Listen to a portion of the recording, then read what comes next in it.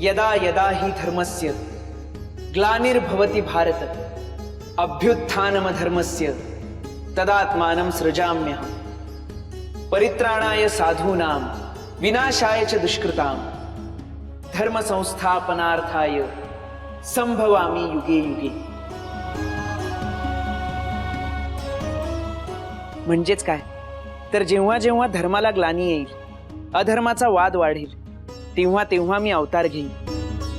प्रत्येक युगात सज्जनांचं रक्षण आणि दुर्जनांचा विनाश करेन. परमेश्वर क्षमाशील आहे, परंतु कुठपर्यंत क्षमा करावी यालाही काही मर्यादा असतात. देव दयाळू आहे हे खरं, परंतु त्याच्या चांगुलपणालाही काही सीमा असतात हेही तितकंच खरं. 100 अपराध भरल्यानंतर शिशुपालालाही शासन झालंच की, परंतु दुर्दैवाची गोष्ट ही की कित्येक शिशुपालांना हे लक्षातच येत नाही की आपण आता 100वा अपराध करत आहोत.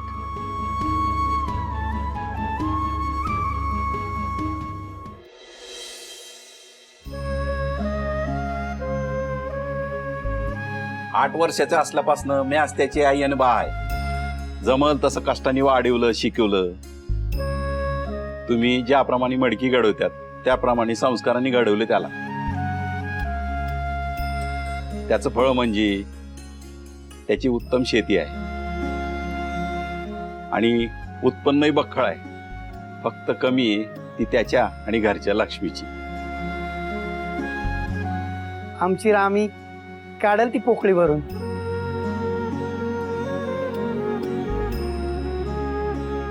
वय लय गुणाची आहे आमची रामी. घरात पाऊल टाकता समद्या घराला लढा लावत सारं मायनं जपल. तिनं तुमच्या घराचं माप ओलांडलं ना तर तिचं भाग्य उजळल. आणि आमचंही काय मारुतीराव. मग आता मुहूर्ताच्या तयारीला लागायवं.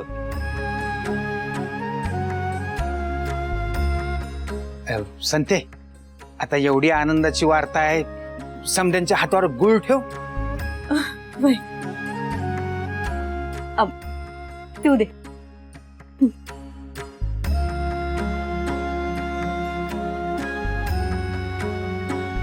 आता रामी आणि मारुतरावांच्या लग्नाची सुपारी कधी फोडायची?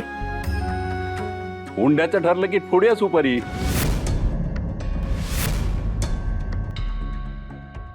हुंडा म्हणजे यथाशक्ती जे शक्य असेल ते देऊच की आम्ही. अहो यथाशक्ती द्याच, पण तुमच्या लेकीला आम्ही पदरात घेतोय त्याबद्दल आम्हाला विचाराल की नाही? आपण तुम्हाला आमची रामी पसंत आहे ना? अहो पसंती आणि मान या दोन्ही वेगळ्या गोष्टी आहेत.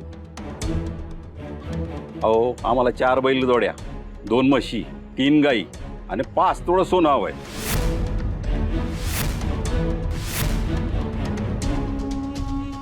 अहो पण एवढं समज कसं देणार?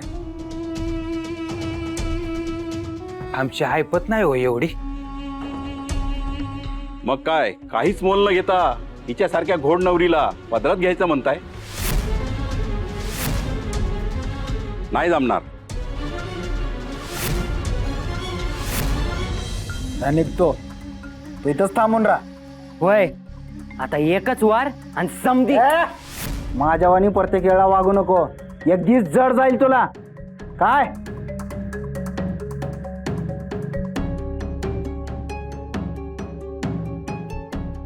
मायला महत्वाची कामं ह्यो करणार आणि मी इथं बाहेर पहारा देत थांबायचं? नेहमीच झालंय जगण्या. अरे कसं होणार तुझ्या आयुष्याचं? हे असंच जाणार वाटतं.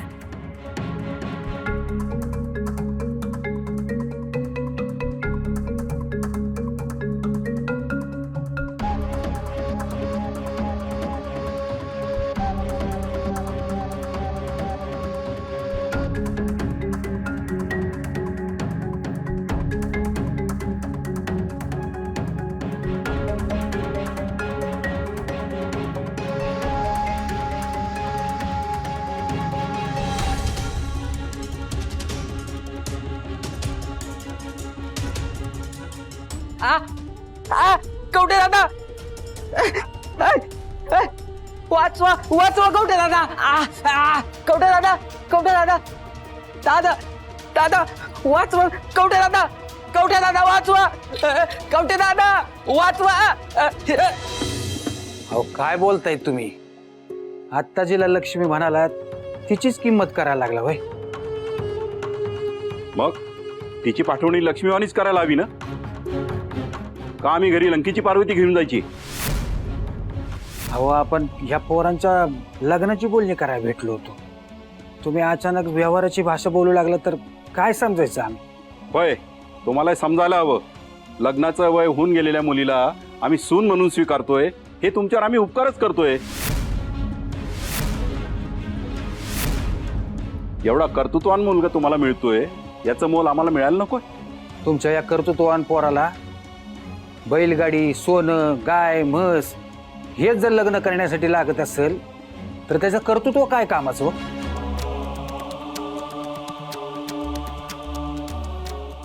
स्त्री ही व्यवहाराची वस्तू नाही. तिला मानानं सून करून घ्यायची असेल तर घ्या. मान देण्यासारखं आहे तरी काय हिच्यात? ती दृष्टी जर तुमच्यामध्ये असती ना तर कोणत्या बी स्त्रीविषयी असे अपशब्द तुमच्या मुखातनं आले नसते. नवरा बायकोचं नातं हे जगातलं सगळ्यात सुंदर नातं असते आणि संसार हा प्रेमाच्या आणि विश्वासाच्या आधारावर उभा असतो, व्यवहाराच्या नाही. अहो हीच जगाची रीत आहे. हे जर तुम्हाला कळत नसेल तर मग हे लग्न मोडलं म्हणून समजा. राहू द्या तुमच्या मेवणीला तुमच्या घरी बिना लग्नाची. तुमच्यासारख्यांच्या घरात देण्यापेक्षा आम्ही तेच पसंत करू. चल रे, या घरात एक क्षणही थांबायचं नाही. झाला तेवढा आपण पुरे झाला. घरी आलेल्या पाहुण्याचा अपमान करण्याची रीत नाही आमची. आधी तुमच्या कष्टाचं आणि संस्कारांचं कौतुक वाटलं होतं, पण तुम्ही मर्यादा सोडल्या आणि ते सगळं कवडीमोल ठरवलं.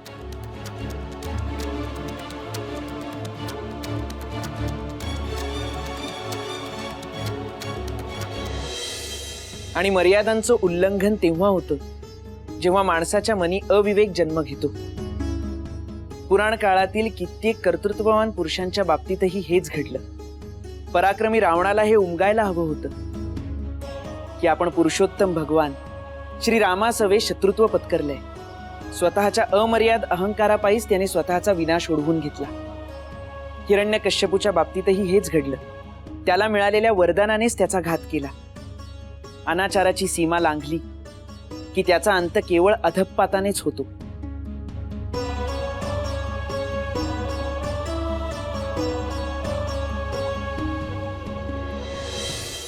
कवठे दादा वाचवा वाचवा कवठे दादा वाचवा वाचवा वाचवा कवठे दादा वाचवा कवठे दादा. जगण्या हा कशाला आला इथं मारायला? कवठे दादा वाचवा वाचवा.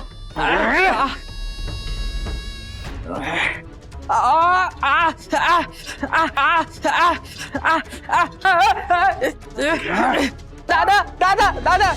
भगवंत साथ देतो ती विवेकाचीच, कारण आपल्यातला विवेकच आपल्याला चांगल्या आणि वाईटाची जाणीव करून देतो आणि यातूनच आपल्याला मर्यादांचं भान उमगतं. आणि या जगी अमर्याद आहे ती केवळ हरीची माया.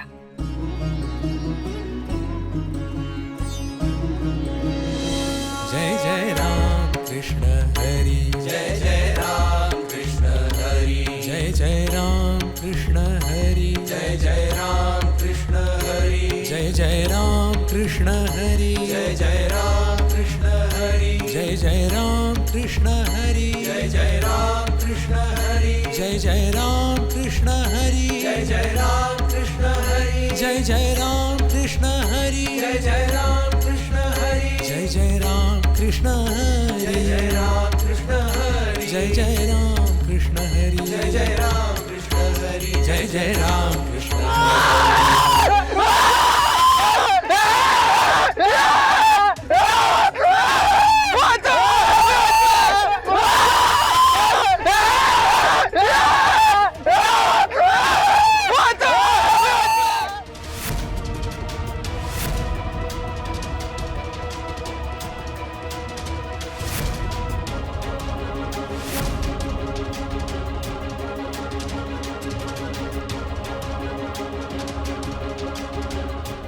पाटील थांबा. तुम्ही काय करू इच्छिता हे मी जाणतो, परंतु तुम्ही त्यांना लांब करण्याचा यत्न केला तर ते अधिक क्रोधित होतील आणि मग जे काही होईल ते कोणाच्याच हाती नसेल.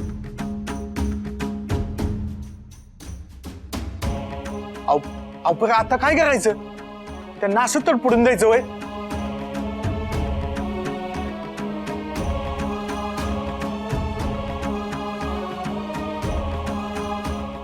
नाही,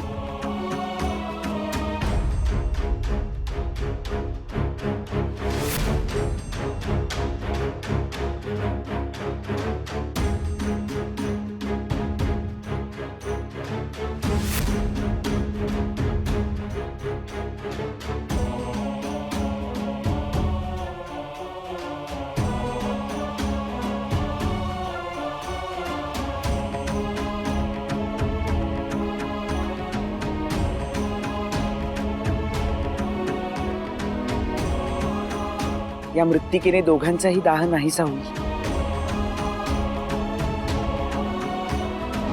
थांबा. सहाय्याच्या अपेक्षेने माझ्यापाशी आलात खरे, पण मी सहाय्य करणार नाही. बाबू, साक्षात माती बोलतीय दैवी भावंडांची. काय झालं माते? आमचं काही चुकलं का? नाही बाळांनो, प्रत्येकाचे भोग त्याला स्वतःलाच भोगावे लागतात हे तुम्ही जाणता.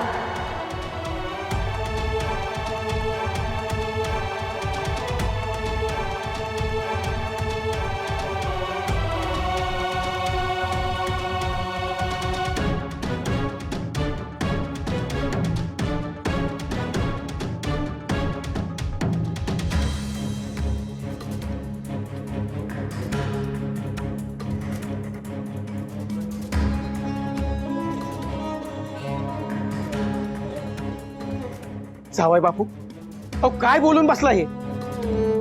इतका चांगला योग जुळून येत होता. अहो काहीतरी केलं असतं, ऋण काढून दिला असता हुंडा. एवढी जड झाली आहे का म्या तुम्हासनी? पोटची पोर बापाला कधीच जडवत नसती अगं, पण जगाची रीत असती. आयुष्याचं नुकसान करणारी रीत पाळून काय होणार आहे? जावाय बापू, बापाचं काळीच नाही कळायचं तुम्हासनी.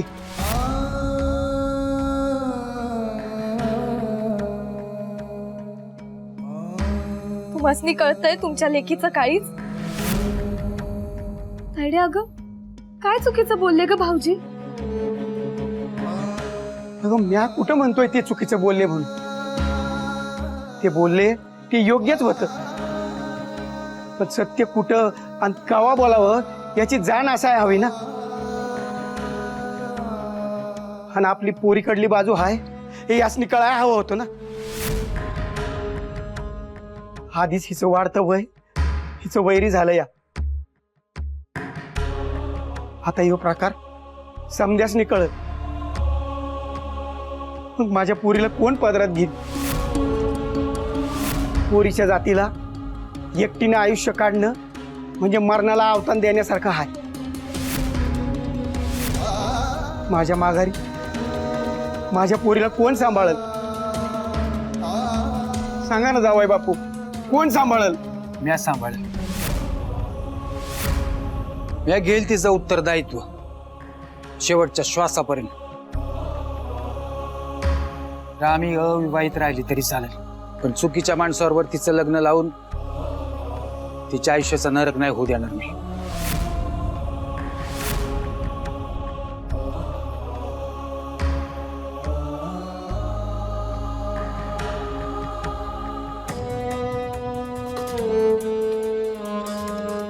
मग तुम्हीच का नाही करत तिच्याशी लगेच?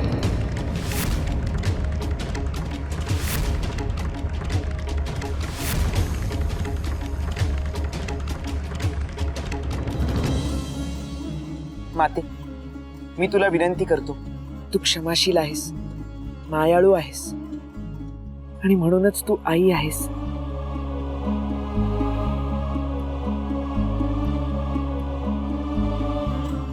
या दोघांच्याही चुका पोटात घे आणि यांना क्षमा कर. नाही, त्यांनी आज पावे तो केलेल्या विध्वंसाला क्षमा नाही, केवळ शासनच होऊ शकतं आणि तेच होतंय.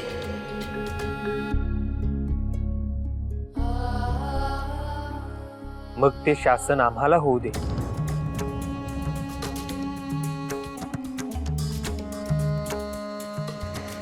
माई, आम्ही सोसू त्यांच्या वाटणीच्या वेदना आणि यातना.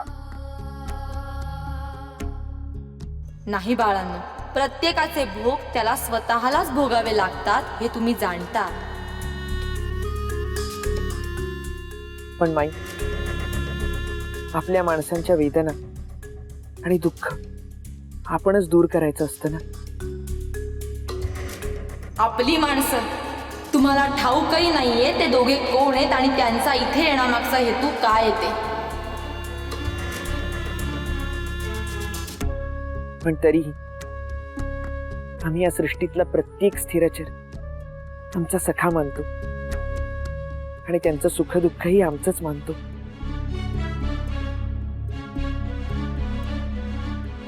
हो, आणि म्हणूनच तुला जे काही शासन करायचं असेल ते आम्हाला कर.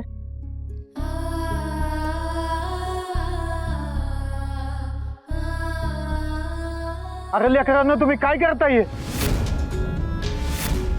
अरे तुम्हाला यातना म्हणजे अख्ख्या ग्रामाला यातना.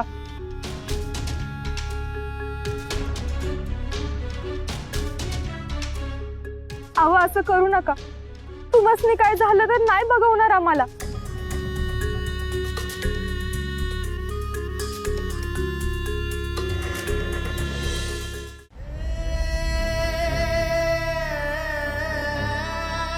विनंती आहे माझी, माझ्यासाठी एकदा विचार कर.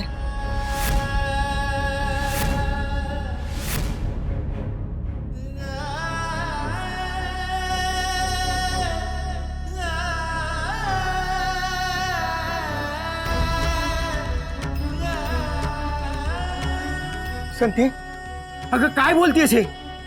का पुण्यांदा येड्यागत करायला लागलीस? तुझी जीभ कशी झडली नाही हे बोलताना? राम्या अगं, तायडे, अगं तुझ्या मनात या विचार आला तरी कसा? अगं त्यांना होणारा त्रास बघून तुझा जीव तुटतो म्हणून 4 गोष्टी त्यांच्यासाठी करत होते म्या, आणि तू याचा असा विकृत अर्थ काढलास. अगं नुसता विचार करून पण शिरशिरी आली मला. अगं हे संत बोलताना तुला जरा तरी ला.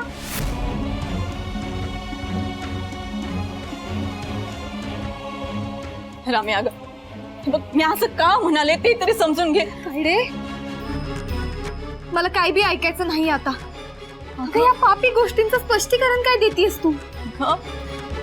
एकदा ऐकून तर घे माझं. नाही ऐकायचं मला. तायडे, अगं पुन्हा एकमेकांशी बोलणंच काय, एकमेकांच्या सावलीला बी उभं नाही राहू शकणार आम्ही. मला नाही काय ऐकायचं.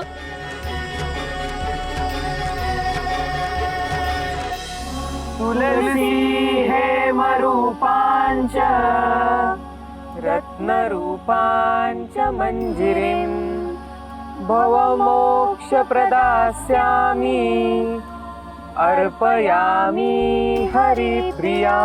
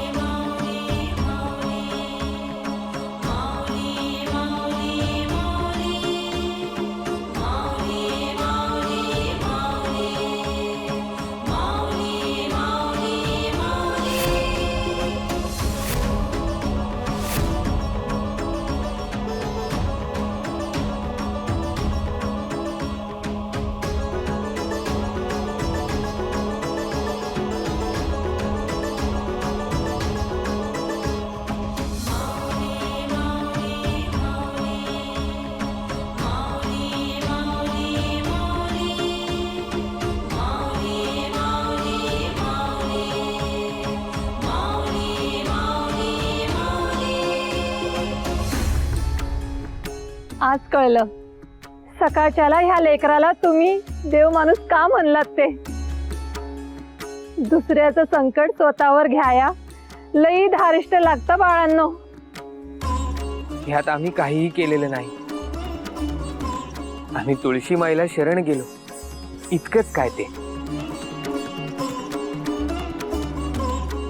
आणि निसर्गाच्या चरणी लीन झालं की निसर्गही आपल्याला कवेत घेतो.